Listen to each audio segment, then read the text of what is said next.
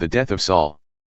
Now the Philistines were fighting against Israel, and the men of Israel fled before the Philistines and fell slain on Mount Gilboa. And the Philistines overtook Saul and his sons, and the Philistines struck down Jonathan and Abinadab and Malchi-shua, the sons of Saul. The battle pressed hard against Saul, and the archers found him, and he was badly wounded by the archers. Then Saul said to his armor-bearer, "Draw your sword, and thrust me through with it, lest these uncircumcised come and thrust me through, and mistreat me." But his armor-bearer would not, for he feared greatly. Therefore Saul took his own sword and fell upon it. And when his armor-bearer saw that Saul was dead, he also fell upon his sword and died with him. Thus Saul died, and his 3 sons, and his armor-bearer, and all his men, on the same day together.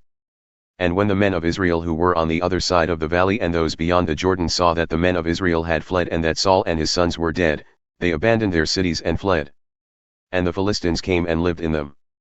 The next day, when the Philistines came to strip the slain, they found Saul and his 3 sons fallen on Mount Gilboa. So they cut off his head and stripped off his armor and sent messengers throughout the land of the Philistines, to carry the good news to the house of their idols and to the people. They put his armor in the temple of Ashtaroth, and they fastened his body to the wall of Beth-shan.